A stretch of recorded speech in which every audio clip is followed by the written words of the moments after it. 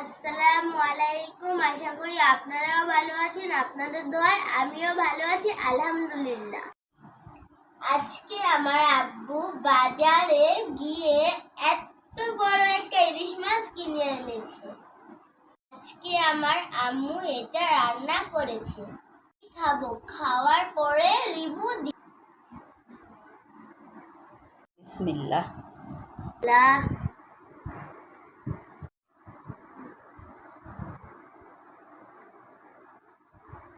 বন্ধুরা, মাছের ডিম হয়েছে।